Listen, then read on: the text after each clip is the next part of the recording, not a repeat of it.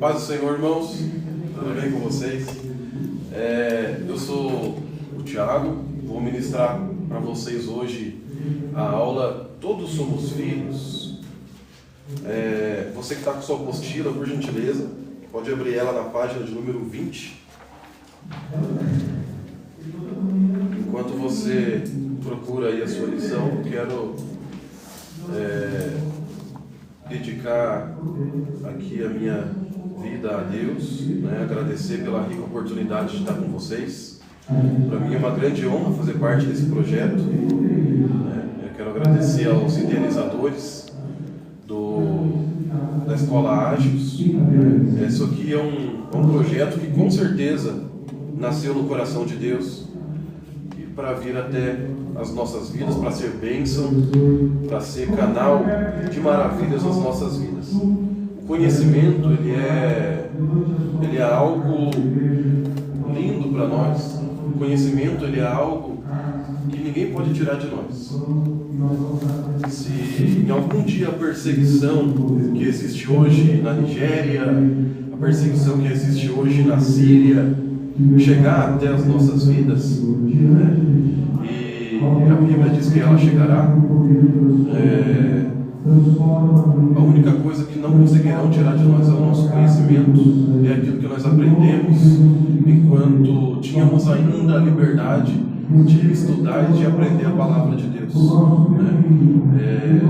E para mim, todas as vezes que eu ministro, todas as vezes que eu preciso, que eu tenho a oportunidade de pregar a palavra de Deus, de ministrar uma aula, é uma honra, é uma dádiva, porque confirma na minha vida e no meu ministério aquilo que Deus um dia plantou no meu coração. Tá bom, queridos? Então, a aula de número 6, que é a nossa aula de hoje, ela tem o título lá: Identidade, Chamado e Propósito Cristão. Então nós vamos falar especificamente a respeito disso: identidade, propósito, identidade, chamado e propósito cristão. Identidade, ela é o propósito que nós criamos. Identidade é um propósito, é algo, é um objetivo que nós criamos a partir do momento que nós nos identificamos com algo. Certo? Então, a partir do momento que nós nos identificamos como cristãos, como servos de Deus, nós precisamos adquirir a identidade de tal, certo? E isso faz parte de um ciclo. Como é que funciona isso? Se nós temos um propósito, se há em nós um propósito, precisa haver em nós também uma promessa. Há para todos nós uma promessa. Há quem diga que não tem promessa, há quem diga que não tem dom. Isso não é verdade. Nós vamos entender isso no decorrer da lição. Mas nós entendemos que se há um propósito, há uma promessa específica para as nossas vidas, naquele propósito determinado, por nós mesmos, eu digo. E há também a primícia da vida. A primícia da vida é aquilo que nós escolhemos dar primeiro. Se nós nos identificamos com algo, e nós temos isso por propósito nas nossas vidas, nós precisamos nos dedicar a isso. É como um aluno de medicina. Ele não se dedica lá nos seus 5, 6 anos de graduação, depois mais 4 de residência, para ser um bom médico, para ser um médico formado. Não é assim. Nas nossas vidas, enquanto servos de Deus, não é diferente. Nós precisamos entregar a primícia da nossa vida, assim como na graduação, aquele graduando deu a sua primícia, deu o melhor da sua vida naquele período de tempo, para que ele chegasse no ápice e recebesse o seu galardão, vamos dizer assim. E não é diferente na obra de Deus.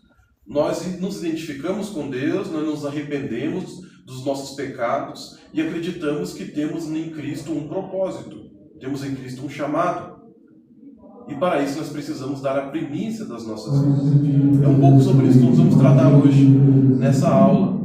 O texto central da nossa aula, eu quero que vocês abram, por favor, comigo, está lá em Romanos, capítulo 8, versículo 15, onde fala a respeito da adoção adoção em Cristo, ou da adoção em Deus.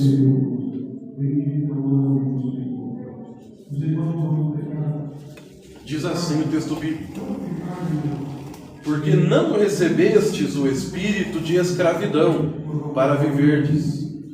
Perdão. Porque não recebestes o espírito de escravidão para viverdes, outra vez, atemorizados, mas recebestes o espírito de adoção, baseados no qual clamamos Abba, Pai. Quero que você mantenha a sua Bíblia aberta em Romanos capítulo 8, versículo 15, porque esse é o texto central da nossa lição de hoje. E a pergunta que permeia o nosso pensamento hoje é: todos somos filhos? Isso diz primeiramente a respeito de identidade, certo? Então nós precisamos voltar lá atrás na história bíblica e na nossa própria história para entender se todos somos filhos ou não, certo? Quando nós vamos até Gênesis capítulo 1, versículo 26 e 27, nós temos a criação do homem. Ou seja, quem criou o homem? Deus criou o homem. Deus criou o homem à sua imagem e à sua semelhança. Então todos somos criação de Deus. Isso é certo, isso está perfeito. A partir do momento que o homem pecou, a Bíblia também diz: destituídos fomos da glória de Deus. Então, a partir do momento que houve divisão entre a nossa criação como imagem e semelhança de Deus e o pecado do homem, houve também aqui uma divisão nesse, entre aspas, parentesco divino que tínhamos, certo? A partir desse momento nos tornamos pecadores e não temos mais a glória de Deus incrustada nas nossas vidas. Então, a pergunta é: somos ainda imagem e semelhança de Deus se pecamos? Porque o homem foi criado sem pecado. O homem foi criado para viver para sempre. O homem foi criado para ter acesso a Deus. Hoje, se Deus aparecesse para um de nós seríamos fulminados na hora. Então, houve aí uma ruptura. Houve aí uma dissensão, uma divisão entre Deus e o homem por conta do pecado. Certo? Aí Jesus, Paulo está dizendo aqui que houve também uma adoção. E isso é muito interessante, queridos, porque Paulo está dizendo aqui aos romanos, nós precisamos entender o contexto. Paulo está dizendo à igreja de Roma que nós somos adotados por Deus. E é interessante isso porque na cultura romana, quando um filho legítimo nascia, esse filho, ele passava por um ritual de vida no 9º dia da sua vida. Chamava dia... Deixa eu ver o nome aqui. Dia lústricos. No 9º dia da vida do bebê, a mãe dele vinha e colocava esse bebê no chão. Então o pai chegava, olhava para essa criança e ele podia rejeitar ou não essa criança. Então Paulo está dizendo aqui: olha, vocês não são mais filhos de criação, mas vocês agora são filhos de adoção, enxertados na videira. E por que filhos de adoção? Por que isso é menos ruim do que ser um filho de criação? Porque o filho de criação, ele é um filho que se escolhia amar. É um filho que se escolhe amar. No processo de adoção, existe um caminho, certo? Existe uma geração, uma criação de identidade do pai, daquele que está adotando, para com a criança ou para com o filho que está sendo adotado. Não é algo que se escolhe. E na cultura romana, porque Paulo está pregando aqui aos romanos, até o filho biológico poderia ser escolhido. Se o pai dissesse: não, eu não aceito essa criança, porque essa criança, ela parece que é fraca, parece que vai ser doente, aquela criança era descartada. aquela criança era morta e dispensada. Então o pai tinha a oportunidade, o pai tinha a escolha de um filho biológico de aceitá-lo ou não. Agora, um filho adotivo, ele tinha a escolha de amá-lo. Então, se ele trouxe aquele filho adotivo até ele, é porque ele escolheu amar aquele filho. Então, a resposta para a pergunta, todos somos filhos? Sim, todos somos filhos. Desde que haja em nós uma transformação. Porque a partir do momento que destituídos da glória de Deus fomos, pelos nossos próprios pecados, nós perdemos, gerou em nós uma ruptura para com o Pai. E nós fomos novamente enxertados na videira por meio de adoção, por meio de enxerto, a partir do momento que nós nos arrependemos, que nós reconhecemos a nossa dependência de Cristo, que nós reconhecemos que devemos sim estar ligados à identidade cristã, devemos sim estar conectados com aquilo que o Senhor Deus tem para nós como ensinamento. Né? A partir do momento que nós nos arrependemos e buscamos redenção, aí então nós podemos ser chamados filhos novamente, só que agora por adoção. Tá bom? Então toda a nossa lição ela vai andar por esse caminho, tá? Sobre identidade cristã e sobre ser filhos de Deus agora enxertados na videira, tá? E nós temos alguns textos bíblicos, você que está com a sua lição, a respeito ali de Efésios capítulo 2, versículo 19, que falam a respeito de identidade cristã, tá? E como formar uma identidade cristã? Como é que funciona isso? Né? Porque a partir do momento, eu vou usar isso algumas vezes, a partir do momento que nós não temos Deus como centro das nossas vidas, não há em nós identidade cristã. Há uma identidade mundana, e a Bíblia diz que o mundo jaz no maligno. Se não há uma identidade cristã nas nossas vidas, né? E Davi também disse que em pecado foi concebido. Então, desde que nascemos, já nascemos em pecado, respiramos, chorou, está pecando. Então nós precisamos gerar em nós, precisamos criar em nós uma identidade cristã. E isso é com o tempo. Isso levam-se ciclos, né? É um propósito de um tempo que leva-se para fazer. Então, e a Bíblia nos dá esse caminho, né? A respeito lá de Efésios, capítulo 2, versículo 19, lá diz: já não sois mais estrangeiros, nem forasteiros, mas concidadãos dos santos. Jesus está falando aqui sobre reconciliação, através de Paulo, né? Falando sobre reconciliação. Paulo procura aqui formar uma unidade. A igreja de Éfeso, né, pastoreada por Timóteo, é uma igreja que também tem as suas dissensões, as suas divisões. E Paulo escreve uma igreja, né, Paulo como pastor regional. Eu vou explicar isso mais para frente lá nos ministérios. Paulo, como pastor regional, escreve ajudando Timóteo, pastor local, a tirar essa divisão de dentro da igreja. É por isso que Paulo está tentando gerar uma unidade aqui dentro da igreja. Então, o que ele está querendo dizer? E o que a lição está querendo dizer para nós aqui nisso?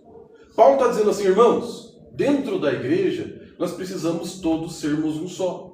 Porque nós somos concidadãos nos santos, na igreja, no céu. Seremos concidadãos. Então Paulo está dizendo aqui, fazemos todos parte de um mesmo povo. Faremos todos parte de um mesmo céu. E daí para a nossa lição, o que isso quer dizer? Isso quer dizer que a nossa identidade cristã, ela parte de um princípio unitário. Ela parte de um princípio que precisa haver unidade nas nossas vidas, nos nossos ministérios e na nossa convivência, de uns para com os outros. Porque se nós nos achegamos a Cristo, e isso é necessário, para que haja isso, é necessário só arrependimento. Né? A partir do momento que você está no corpo de Cristo, então nós precisamos fazer tudo parte de um corpo só. Nós precisamos, cada um de nós é um membro, mas todos precisamos fazer parte de um corpo só. Então Paulo está dizendo aqui, para que haja identidade cristã em nós, é preciso antes haver unidade com a igreja e com o corpo de Cristo. Aí João 15, 16 e 17, nós vamos começar a trabalhar a nossa individualidade. O texto lá diz assim, ó, não me escolhestes vós a mim, mas eu escolhi a vocês, e vos designei para que vades e deis fruto. Aqui Jesus está falando sobre a escolha dos apóstolos. Jesus está dizendo lá, não foi vocês que escolheram eu, mas eu que escolhi vocês. Foi Jesus que escolheu Pedro, pessoa de mentalidade complicada. Foi Jesus que escolheu Mateus, cobrador de impostos. Foi Jesus que escolheu Natanael. Foi Jesus que escolheu a todos os apóstolos dele.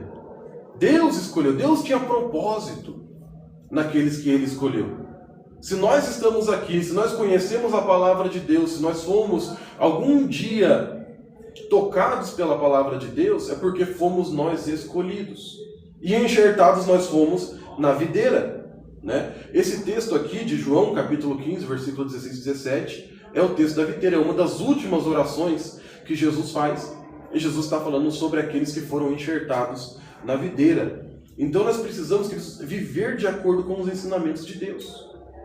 Se nós estamos dentro, se nós estamos introduzidos no contexto cristão, é porque há em nós individualmente um chamado.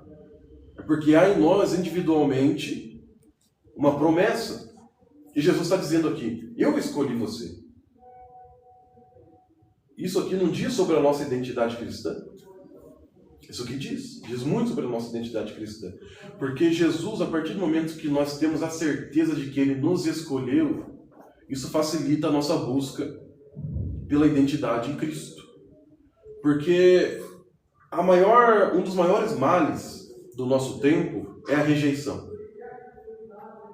Muitas das vezes nós nos sentimos rejeitados, seja por liderança, seja por pastores, seja por pais.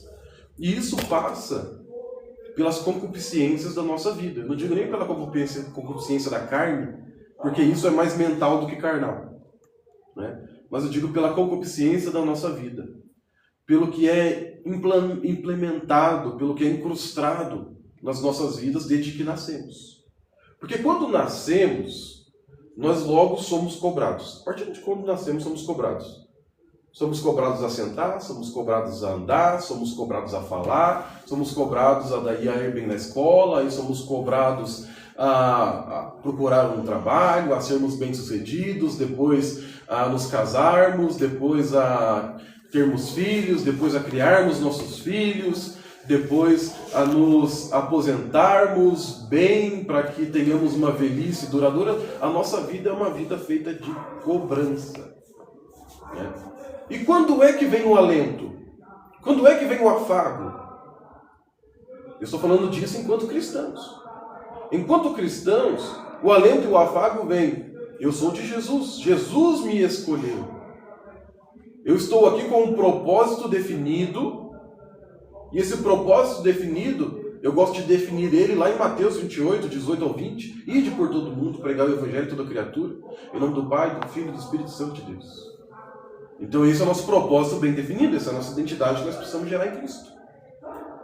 Certo? E se nós fomos escolhidos por Deus, isso já diz muito. Se nós estamos aqui hoje, é porque somos escolhidos por Deus.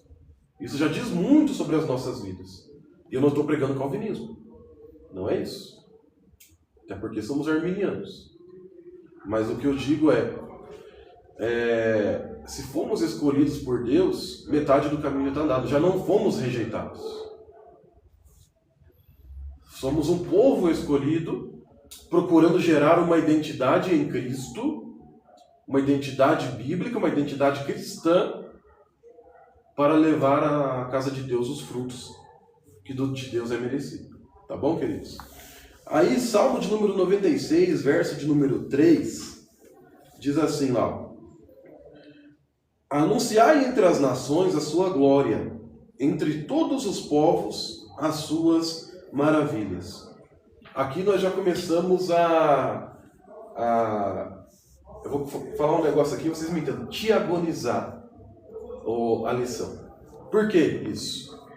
Porque Paulo prega que se apenas tivermos fé, poderemos então ser salvos. Maravilha. Paulo é o quê? Paulo é um evangelista. Paulo é um ganhador de almas. Paulo é um plantador de igrejas. Amém. Maravilha. Eu concordo plenamente com isso. E quando nos convertemos, tivemos apenas fé. E por causa disso, fomos naquele momento menos salvos do que o pastor que pastoreia 60 anos? Não. Igualmente salvos. A partir do momento que temos fé e aceitamos a Jesus como nosso único e suficiente Salvador. Perfeito? Mas Tiago também vai dizer que a fé sem obras é morta. Então está um contrapondo o outro? Não. Mas aqui nós temos níveis diferentes de maturidade. Paulo está pregando para alguém que está recebendo a Cristo. Paulo está pregando para alguém que está aceitando a Jesus agora. Tiago está falando com o obreiro. Tiago está falando com alguém que já está dentro da igreja. Ou seja, Paulo ganha a alma para Jesus, ensina a base da fé cristã. Romanos capítulo 12 fala muito sobre isso, sobre a base da fé cristã.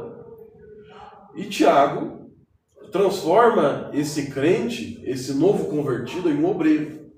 Por isso que ele diz, você já tem fé? Você já está dentro da igreja? Você já conhece a Jesus? Você já está incrustado na base cristã? Já está, como diz lá Ezequiel, cerrado nos seus ossos, isso aí? Então você precisa agora fazer obras. Você precisa dar continuidade no reino de Deus. Porque Paulo sozinho não vai ganhar o mundo inteiro. Né? Missionário Alexandre da Rosa sozinho não vai ganhar o mundo inteiro. Então todos nós precisamos dar a nossa contribuição no reino e na obra de Deus para que haja mais frutos, para que haja uma maior contingência de pessoas sendo salvas.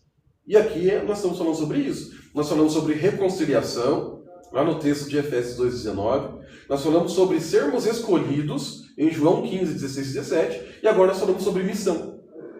A missão da identidade cristã. Lá em Salmo 96, versículo 3. Que é anunciar às nações a sua glória. Ou seja, o salmista está falando aqui, se eu não me engano é Asaf que escreve esse salmo. O salmista está falando aqui a respeito da missão global do povo de Deus. Certo? Um chamado para ser luz entre as nações. Né? Já pegando um ganchinho aqui em Salmo 119, 105. Um chamado para ser luz entre as nações. Um chamado para levar a palavra de Deus até as nações. Então a identidade cristã ela passa também pela nossa missão. Então a partir do momento que eu entendo que eu sou cristão, a partir do momento que eu entendo que eu tenho em mim incrustado a palavra de Deus e reconheci isso para a minha vida como um projeto, como uma forma de viver, como um estilo de vida, eu preciso entender que eu preciso abrir isso para outras pessoas. Eu preciso propagar isso que eu estou sentindo. Eu preciso propagar isso que eu vivo. Certo? Então, a missão faz parte totalmente da identidade cristã. E lá em Isaías, capítulo 6, versículo 8, você pode acompanhar comigo ali, Isaías disse assim, ouvi a voz do Senhor que dizia, a quem enviarei? A quem há de ir? E quem há de ir por nós? Então disse eu, eis-me aqui, envia-me a mim. Esse é um dos textos mais lindos da Bíblia, irmãos. No capítulo 6 de Isaías, no versículo 1, Isaías tem a visão de Deus, a visão do trono de Deus e dos serafins. Maravilhoso. No versículo de número 5, Isaías vai ter o choque de realidade. Imagine só você ser elevado até o céu, até o terceiro céu, onde fica o trono de Deus, ter a visão do trono de Deus e dos serafins. Qual seria o nosso sentimento enquanto criaturas humanas? Um sentimento de pequenez, um sentimento de inferioridade extrema. E foi isso que Isaías sentiu. Lá no versículo de número 5, Isaías fala: mas Senhor, eu não sou digno, ai de mim, porque sou homem de lábios impuros. Então vem o serafim com uma brasa de fogo ardente, toca na boca dele e diz: você agora está purificado. Né? E depois no versículo de número 8, no 8 ou no 7? No 8. Ele, então, depois dele estando purificado, aí ele ouve a voz de Deus dizendo: a quem enviarei? E daí no verso de número 9, no verso número 8 ainda, ele diz: eis-me aqui, Senhor, envia-me a mim. Que identidade melhor do que essa? Olha aqui como foi gerada a identidade de Isaías. No próprio céu. No alto céu, diante de Deus, foi gerada a identidade de Isaías. Então nós temos aqui um contexto, nós podemos ficar uma hora falando sobre só esse texto aqui. Por quê? Porque para ser gerada em nós uma identidade, nós precisamos ter uma busca. Isaías não foi levado até o terceiro céu porque estava fazendo um tour, porque estava de passeio. Ele buscou isso. Ele orou por isso. Então, para que haja uma identidade, para que houvesse uma identidade em Isaías, precisou haver primeiro uma busca. Precisou haver primeiro uma auto-identificação de alguém que ainda precisava ser transformado.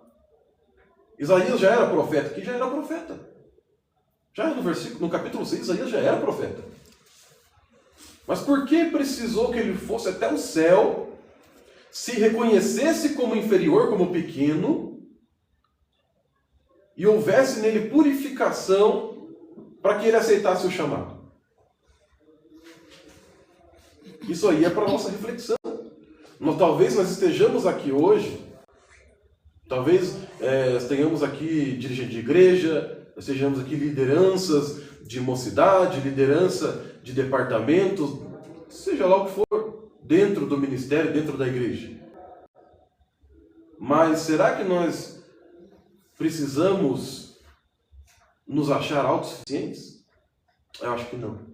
Porque muitas das vezes nós chegamos até um ponto na obra de Deus em que nós nos encontramos em desvantagem para com o Espírito. Sabe como é isso?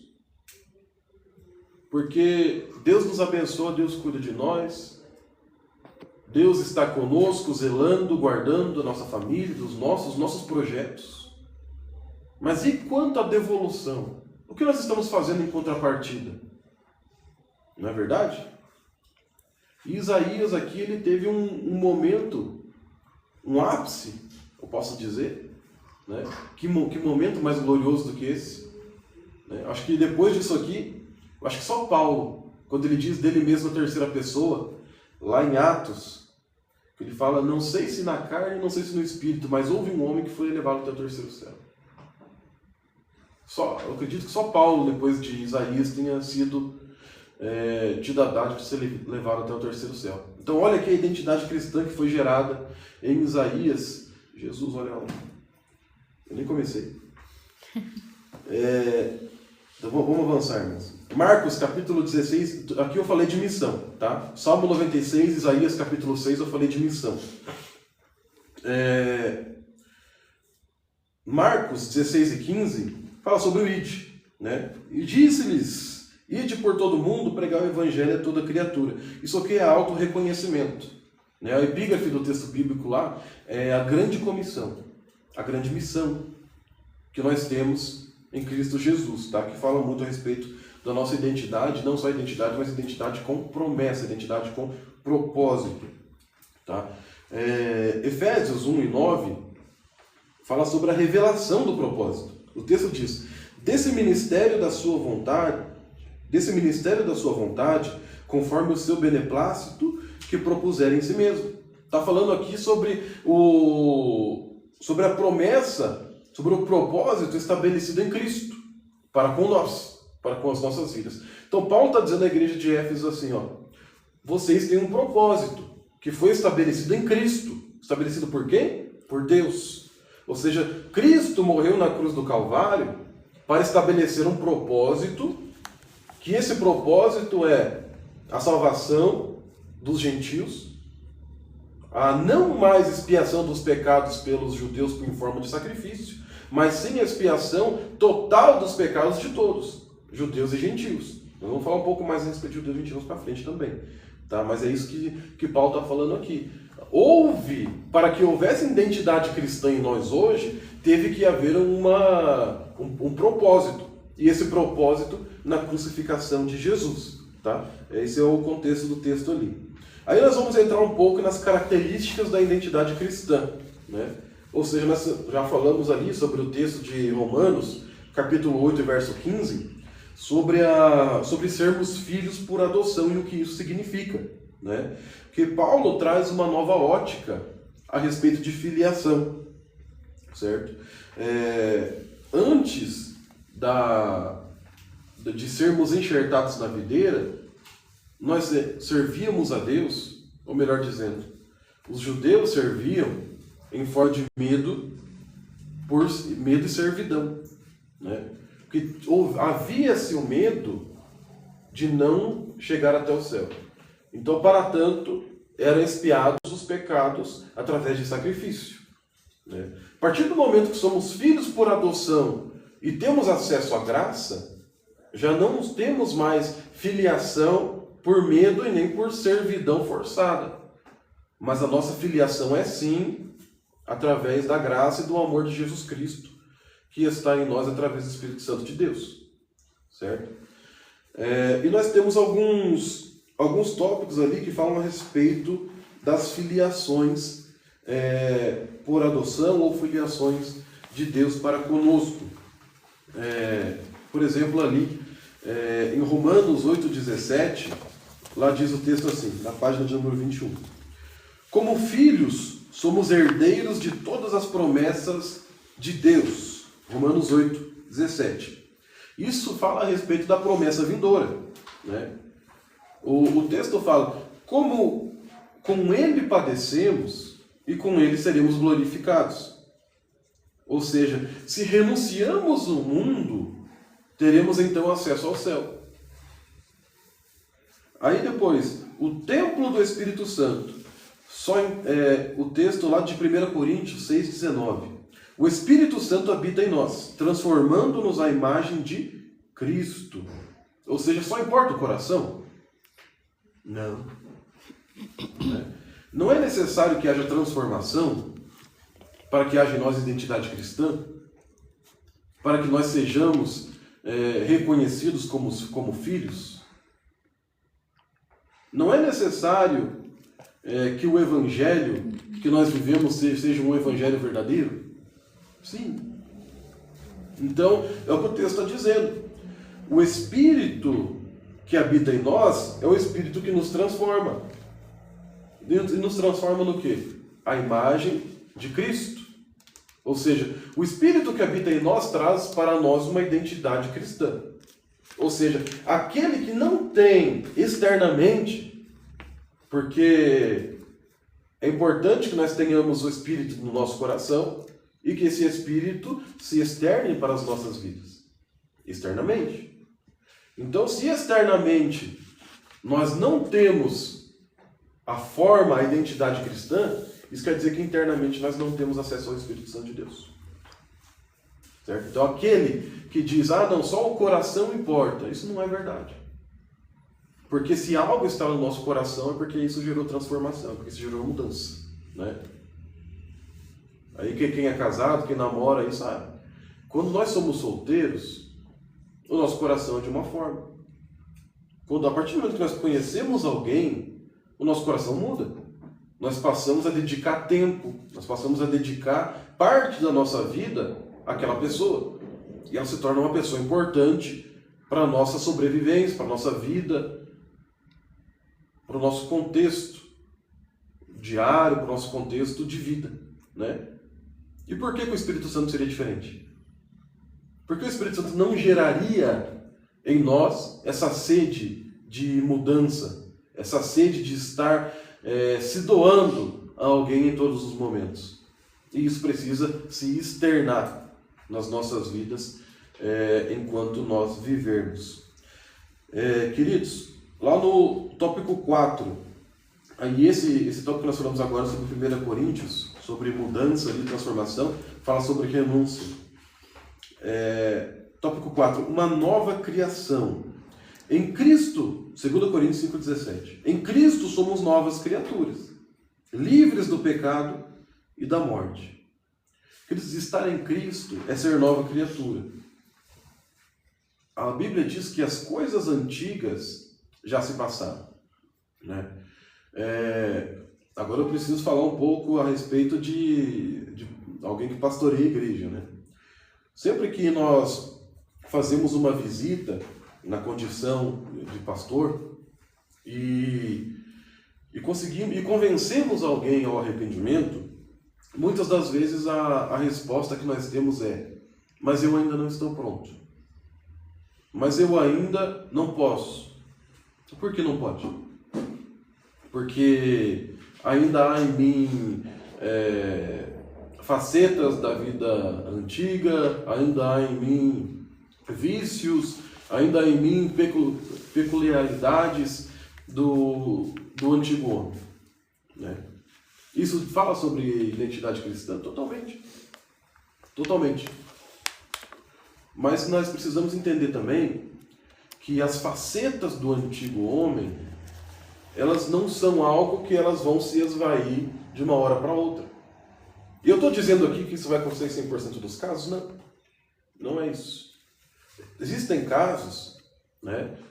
Até aqui no Bairro Novo, na Mocidade, eu já vivi isso, quando estava aqui liderando a Mocidade. De um jovem aceitar Jesus hoje e amanhã está totalmente liberto dos vícios dele. Eu vi isso. Então é possível, claro que é possível. Mas há também as pessoas que não conseguem se libertar do dia para a noite. Isso se chama processo. Tem que haver um processo. E esse processo, ele parte de tudo isso que nós estamos falando. De gerar uma identidade cristã. Aí uma coisa que eu posso dizer para vocês é que 100% dos casos que eu conheci de pessoas que conseguiram se libertar do dia para a noite, eram pessoas que lá atrás já tinham um alicerce cristão. Eram pessoas que lá atrás já tinham, ou teve já, o pai era pastor, criou na igreja, aprendendo a palavra.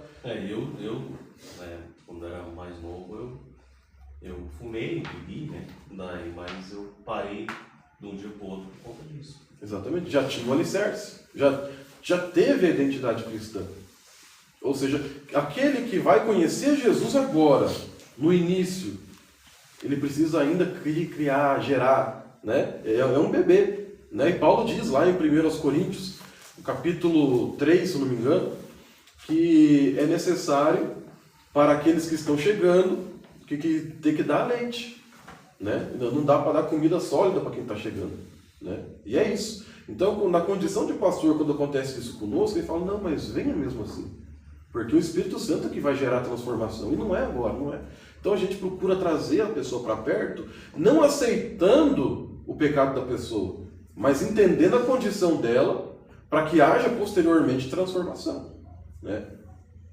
E essa pessoa precisa também entender que a partir desse momento ele é nova criatura.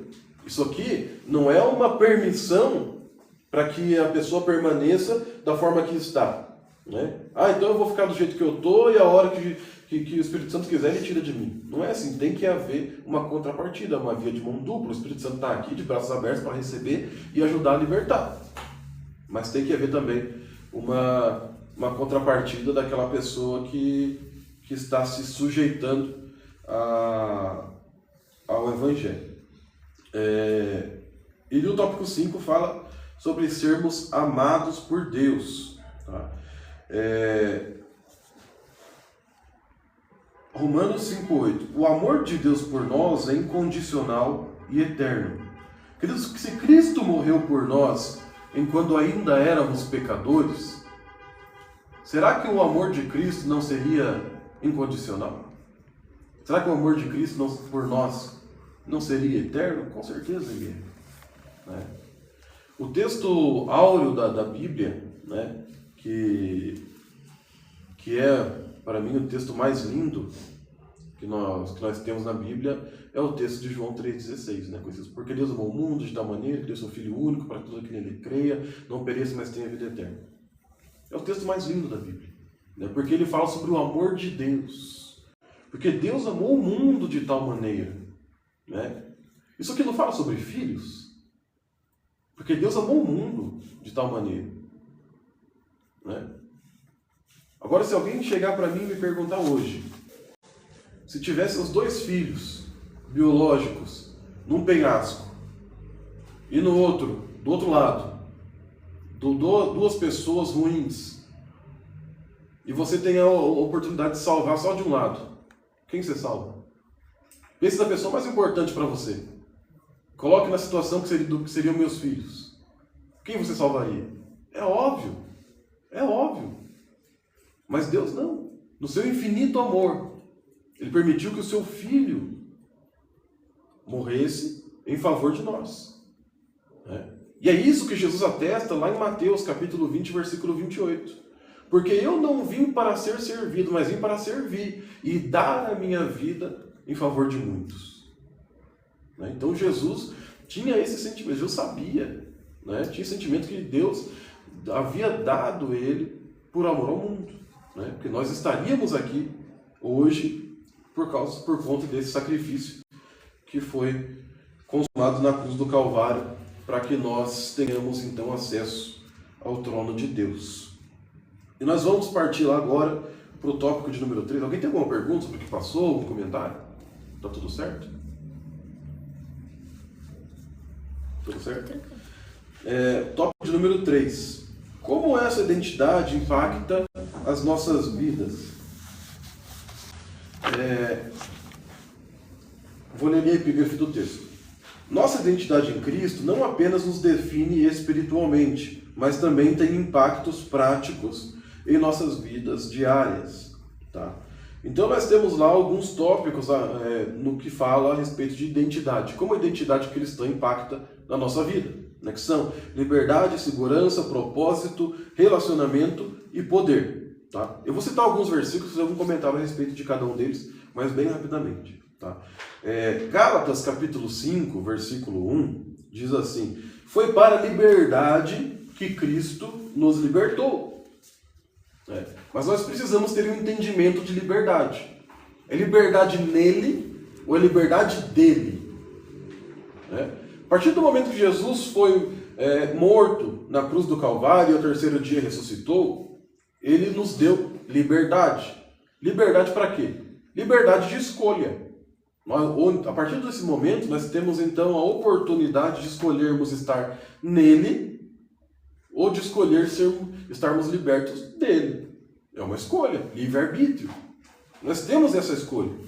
Nós não tínhamos essa escolha antes do sacrifício de Jesus, da cruz do Calvário, porque até então Deus e a salvação era apenas para os judeus. A partir do momento que Jesus morreu na cruz do Calvário, esse leque se abriu para gentios, que somos nós. Tá? Então, a liberdade para que Cristo nos chamou, para que Cristo nos libertou, é para que seja uma liberdade nele, dentro dele, dentro do propósito dele. Tá? Salmo 4, versículo 8 diz assim: em paz me deito e logo adormeço, pois só tu, Senhor, me faz viver em segurança. Olha lá o tópico 2, segurança. Ali a epígrafe diz: proporciona uma base sólida e segura, mesmo em meio às tempestades da vida. Certo? Então, tem paz, irmãos, que só Jesus pode nos dar. Né? Às vezes nós não conseguimos ter uma paz financeira, às vezes nós não conseguimos ter uma paz espiritual, ter uma paz mental, ter uma paz familiar, porque isso é diferente. Você ter paz mental consigo mesmo e ter paz familiar são coisas diferentes. Né? Às vezes você leva a tua vida com leveza em Cristo, porque tem em si a identidade cristã, mas você não consegue ter paz dentro da sua casa porque a sua família não participa dessa identidade cristã junto com você. Né? Mas daí o salmista aqui ele vai nos dar essa tranquilidade de que se há em você essa identidade cristã, se há em você esse entendimento divino, então em paz você vai se deitar e vai repousar com segurança. Lá o terceiro tópico, propósito. O propósito, ele é interessante e todas as vezes que eu falo de propósito eu lembro de Jeremias. Jeremias 29:11 diz assim, Deus dizendo para Jeremias, porque eu sei os planos que tenho para você. Né? E isso nos dá um sentido de direção, isso nos dá um sentido de propósito. Né? Porque Deus sabe os planos que tem para nós. Então, a partir do momento que nós colocamos a nossa vida diante de Deus, Ele é quem nos conduz. Ele é quem nos leva para lá e para cá, porque é Ele que sabe, né, aonde nós devemos ser plantados, certo? Como o nosso pastor disse ontem na Santa Ceia, né? Ele estava lá e estava bem lá, mas houve um propósito de Deus para que ele estivesse aqui e agora o coração dele está com ele aqui, certo? Então, é uma pessoa que entendeu o propósito de Deus para a vida dele, né? Assim como Jeremias, a partir desse momento aqui, também deve ter entendido, né? A partir do momento que Deus diz para ele, porque eu sei o propósito que tem para você, tá bom? Relacionamentos. Relacionamento, eu tenho um texto muito interessante lá de Tiago, capítulo 4, versículo 8, que diz assim, cheguem-se a Deus, e Ele se chegará a vocês. Né? Que relacionamento mais íntimo deveria ser o nosso? Com qualquer outra coisa que seja ou com Deus? Com Deus. Né? Jesus disse lá em Mateus 6,6, entra no teu quarto, fecha a tua porta e ora, e fala com Deus, se expressa e chora. Ele é quem te ouve, Ele é que está com você. Né? Então nós precisamos, no sentido do relacionamento, e como diz a epígrafe do texto ali, ó, transformando nossos relacionamentos tanto com Deus quanto com os outros. Certo? Se nós nos chegarmos a Deus e Ele se chegar a nós, com certeza haverá em nós uma transformação. E, para tanto, o nosso relacionamento para com os outros também será transformado. Poder. Lá o último tópico dessa parte. Filipenses 4,13 diz assim, ó, tudo posso naquele que me fortalece. Tá? Isso aqui é um texto para a gente discorrer por muito tempo. Né? Porque tudo posso é muito abrangente. Tudo posso é muita coisa. Né? Se tudo posso... A gente está falando aqui de droga, de tatuagem, de promiscuidade? Não. A gente está falando aqui a respeito de identidade cristã e de base bíblica. Tá? Então eu não posso me ater nesse texto, eu preciso ir para frente, mas eu preciso que vocês entendam uma coisa. Enquanto identidade cristã, tudo aquilo que diz respeito à identidade cristã, fala a respeito de base bíblica. Fala a respeito de estarmos com Deus. Fala a respeito de estarmos em Deus. E tudo aquilo que não agrada a Deus não faz parte da nossa identidade cristã. Tá bom? Então, tudo posso em Cristo, né? Em Cristo, perfeito. Vamos partir lá para o próximo tópico. Como podemos fortalecer a nossa identidade cristã? Eu já escrevi do ladinho ali, na hora eu li e nem li o que tinha embaixo. Eu li o título e já escrevi do lado. Jejum, oração e consagração. Né? Mais pentecostal impossível. E daí nós temos ali a epígrafe do texto que diz: para fortalecer a nossa identidade em Cristo, é necessário cultivar práticas espirituais que nos conectem cada vez mais com a nossa verdadeira essência como os filhos de Deus. Interessante que Salmo 1, verso 2, diz: tem o teu prazer na lei do Senhor, e medita de dia e de noite. Né? Então ali a lição já vai dizer para nós, né, como fortalecer a nossa identidade cristã, né, na meditação na palavra de Deus. Né? Quando nós lemos a palavra de Deus, Deus fala conosco. Quando nós oramos, nós falamos com Deus. Certo? Pastor, mas Deus já falou comigo na oração. É verdade. Não estou dizendo que é regra. Mas assim é uma boa forma de interpretar o pensamento. Tá? Então o salmista diz: tem o teu prazer na lei do Senhor. e medita nela de dia e de noite. Aí depois vem oração. Filipenses 4 e 6 diz assim lá, ó, esse aqui é o texto dos atribulados, é o texto de quem está sofrendo, né? Não andem ansiosos por coisa alguma, mas em tudo pela oração e súplicas e com ações de graças. Apresentem seus pedidos a Deus. Né?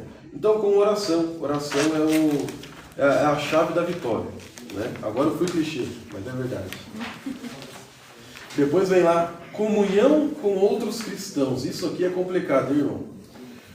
Que 1 Coríntios, capítulo 12, versículo 27, diz assim: agora vocês são o corpo de Cristo, e cada um de vocês é membro desse corpo.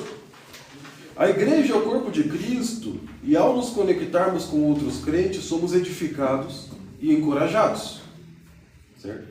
Então, a comunhão com outros irmãos, ela tem aqui uma fronteira. A comunhão, ela começa com outros irmãos, ela começa quando termina a nossa identidade com Deus, e ela termina aonde acaba a nossa intimidade com Deus. Acho que foi redundante. Mas é o que eu quero dizer.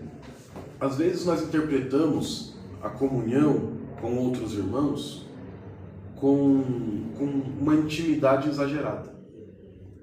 Tá? E o que eu estou querendo dizer? Trocando em miúdos para a gente poder avançar.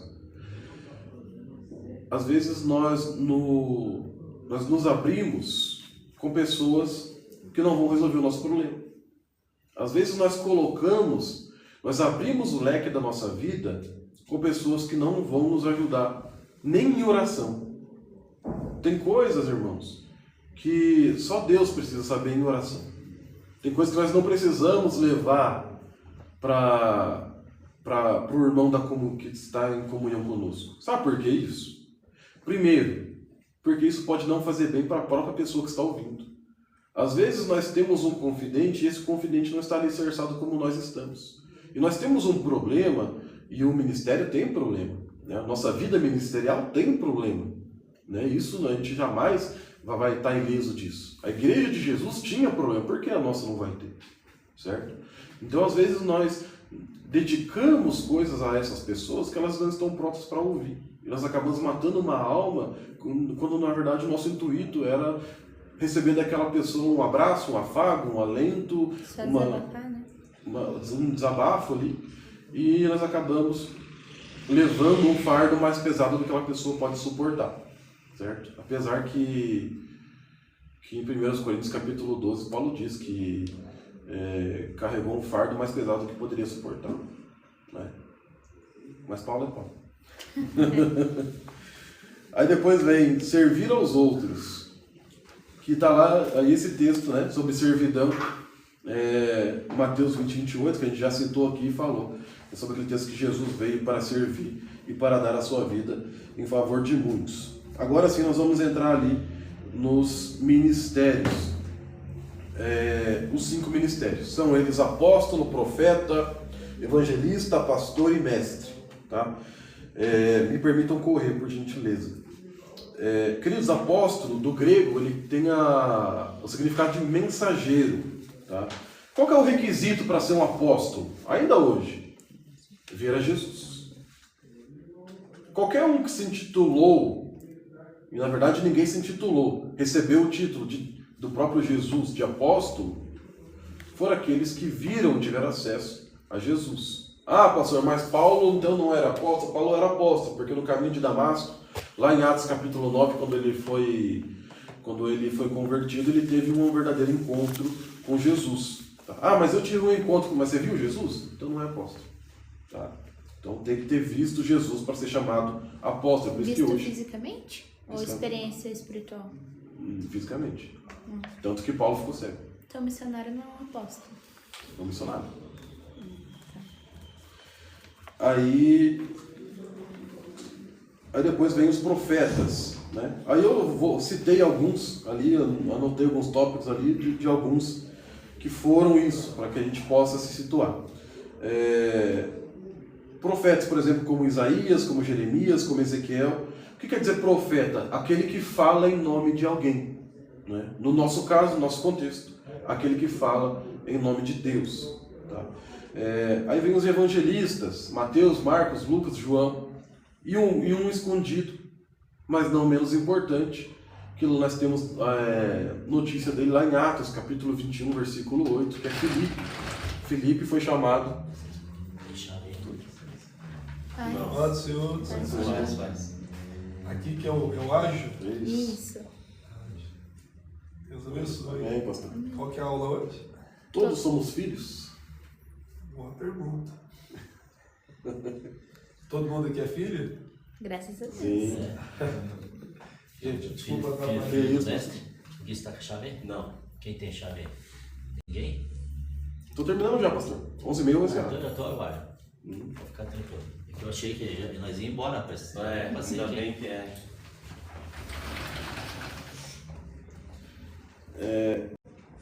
Para os evangelistas, né? Isso.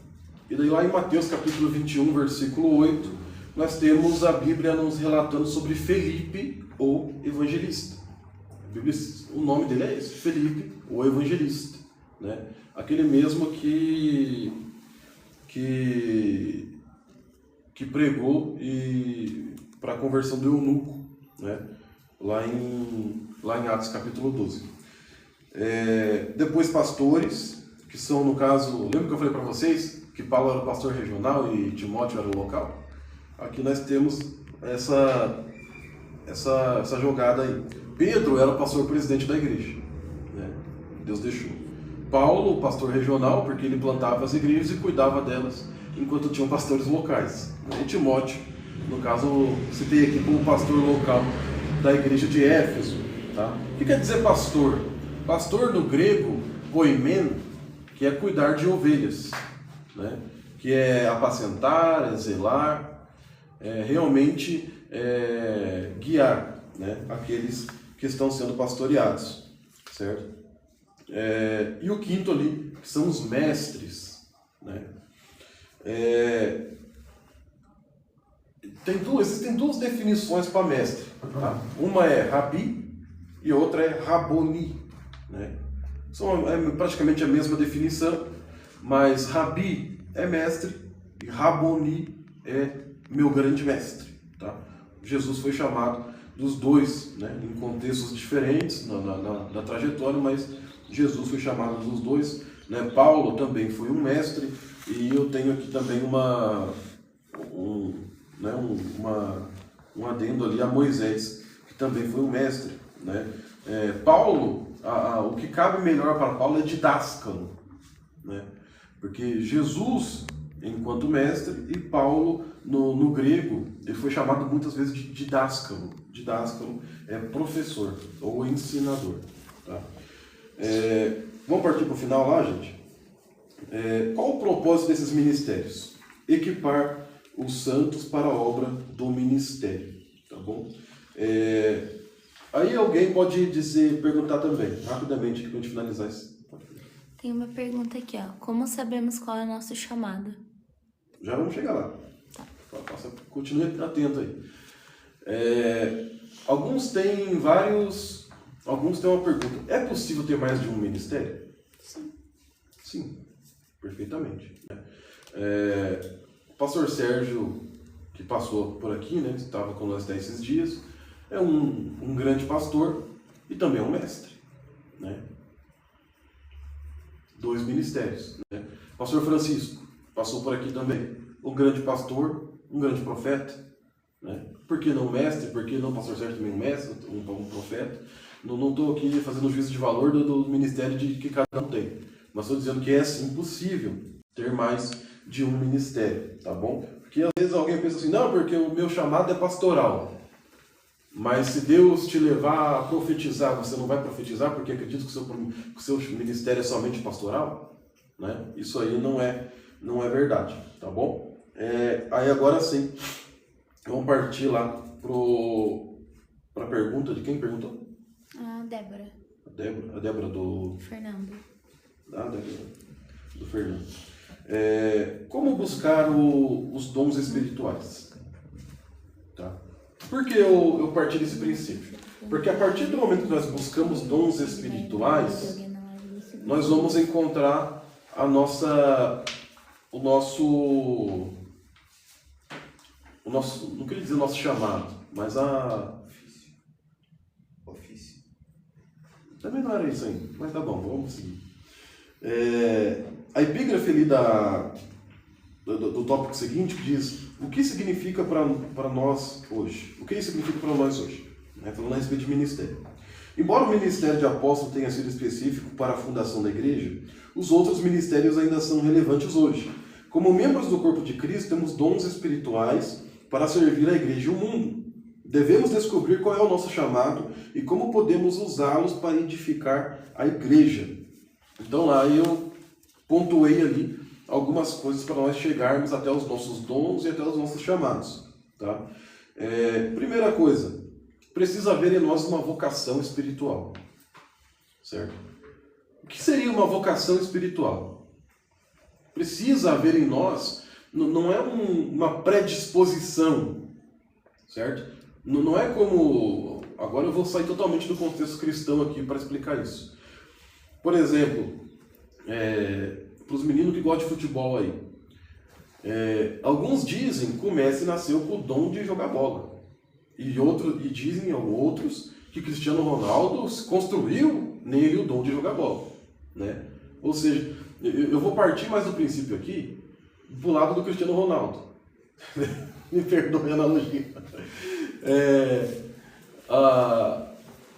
Não precisa haver em nós uma predisposição de nascimento para que haja em nós uma vocação espiritual. Precisa haver em nós um esforço, certo? Para que haja em nós uma vocação espiritual. O que seria uma vocação espiritual?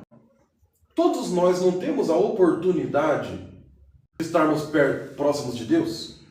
E para que isso aconteça, precisamos fazer o quê? Orar. Né? Ter intimidade com Deus, buscar a Deus, consagrar a Deus, jejuar. Então isso não é necessário que seja necessário que nós nasça com essa predisposição. Isso é uma coisa que é gerado em nós mesmos, por nós mesmos. Certo? Então vocação espiritual é algo que todos nós podemos ter. Então, tudo bem. Cooperar com o propósito de Deus. Qual que é o propósito de Deus na Terra? Que nós venhamos para o céu, que nós sejamos salvos, né? Então esse é cooperar com o propósito. Precisa ter dom para cooperar com o propósito de Deus na Terra? Não precisa. Precisa ter chamado? Não precisa. Então, até aqui tudo bem, certo? Então, o que o pastor Sérgio sempre falava de que uns foram chamados só para ser salvos e outros foram chamados para servir de contribuição para a salvação de outras pessoas, é verdade. Isso é totalmente real, certo? Existem pessoas que foram chamadas para abençoar a obra de Deus. Tem gente, irmão, é igual num culto, né? Tem gente que é batizada com o Espírito Santo, que é aquela pessoa, e isso não estou dizendo que é ruim, é uma pessoa escandalosa, né? Que levanta e pula e começa a falar, né? E fala em língua estranha. Glória a Deus, maravilha. É a forma que é usado, né? Tem outras pessoas que ficam sentadinhas no cantinho, chorando de cabeça baixa. O Espírito Santo está menos nesse do que naquele? Não, não está. Da mesma forma, tem pessoas que foram chamadas para estar no altar, pregando a palavra de Deus, ganhando almas, certo? Enquanto o outro está sentado na nave da igreja, tratando bem aquele irmão que chega, dando glórias a Jesus e ajudando, ofertando, dizimando, fazendo parte do corpo de Cristo. Esse tem menos do Espírito do que aquele que está pregando? Não. Então isso é totalmente real. Tá? Aí lá próximo. Foi isso. Chamado para a salvação. Tem alguém que não foi chamado para a salvação? Então, até aqui nós estamos sendo totalmente genéricos, né? Eu estou pontuando pontos que todos nós temos e podemos ter, certo? Aí depois, chamado para o caráter cristão, né? Eu estou respondendo a pergunta da Débora aqui, viu? Vocação espiritual, todos podemos ter. Cooperar com o propósito de Deus, todos podemos ter. Chamados para a salvação, todos somos. Tá? Chamados para o caráter cristão, todos somos, tá? O caráter cristão está aqui, ó. Seguiu isso daqui à risca, chamado para o caráter cristão. Chamado ministerial ou de serviço. Opa! Chamado ministerial ou de serviço. E como é que eu identifico isso? Primeiro a gente precisa buscar comunhão com Deus, tá? Depois nós precisamos encontrar a nossa paixão ministerial. Gente, eu queria ser cantor. Tô falando de mim, é verdade. Eu queria ser cantor. Tem aquele menino, que eu esqueço o nome dele, que canta, parece um tenor de ópera, canta aí. Como é que é o nome dele? David. David. Eu queria ter a voz daquele jeito, cara. Eu queria cantar daquele jeito. Eu acho lindo, é maravilhoso. Inclusive, estou sentindo falta dele. Né? Eu queria cantar daquele jeito. Mas vocês já viram eu cantando? Não dá, irmão. Ninguém fica na igreja. Né? Então, assim, nós precisamos encontrar a nossa vocação, a nossa paixão ministerial. A partir do momento que eu queria ser cantor, mas eu vi que não dava certo, então eu falei, opa, não é isso daqui. Aí eu comecei a ler a Bíblia e eu vi que eu tinha facilidade de decorar os textos bíblicos. Falei, opa, então talvez seja aqui. Então eu encontrei a minha paixão. E aqui eu me encontrei. Aqui eu gostei, aqui eu me achei. Então, opa, então aqui vai dar certo. Então, encontrar a paixão ministerial. Conhecer a sua vocação. Porque imagine só. Imagine vocês comigo. Se o Fernandinho cantor, ou o Anderson Freire, soubessem que a vocação ministerial, porque a paixão ministerial deles era cantar, mas nunca tivesse feito uma aula de canto na vida, ia dar certo? Não ia. Não ia. Por isso que nós estamos aqui hoje. A vocação de nós que estamos aqui hoje é sermos ministros de Deus nessa terra. Então nós estamos aqui hoje buscando aprender uns com os outros. Então não basta ter o dom, tem que buscar aprimorar. Perfeito. Tem que buscar aprimorar. O Cristiano treina 8 horas por dia.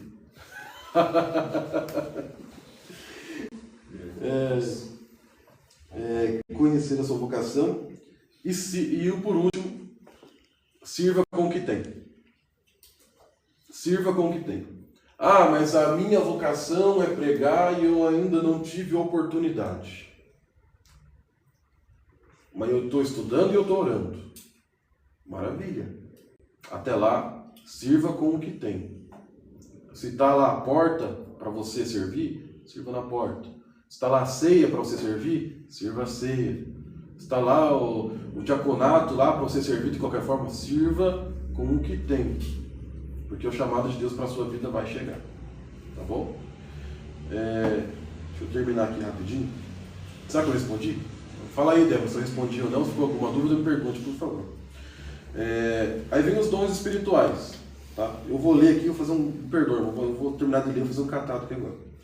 Dons espirituais dados por Deus. São presentes dados por Deus para benefício da igreja. Tá?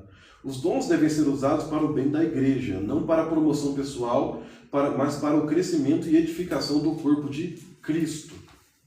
Tá? Aí nós temos algumas perguntas ali que são relevantes para a nossa conclusão aqui. Como saber em que área posso ser usado? E é possível ao longo da vida vivermos mais de um ministério? Tá? Nós já respondemos isso, mas eu vou entender isso como uma conclusão. Tá? Queridos, a nossa identidade em Cristo ele é um alicerce que ela vai sustentar a nossa vida. Tá? E o nosso propósito na vida cristã. Certo? A partir do momento que nós entendemos a nossa identidade em Cristo, nós entendemos que precisa haver em nós um propósito pessoal na casa de Deus. Certo? E isso passa por ministérios, isso passa por dons. Tá? Partindo do princípio de que já temos uma base cristã bem identificada nas nossas vidas. Certo? Partindo desse princípio, precisa haver em nós uma busca.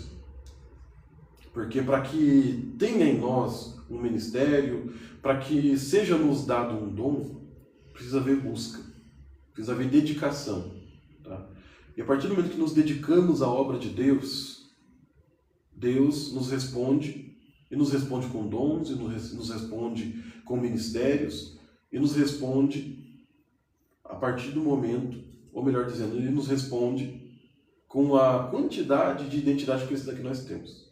Tá? Quanto mais identidade, quanto mais compenetrados naquilo que o Senhor Jesus tem para as nossas vidas, enquanto cristãos, enquanto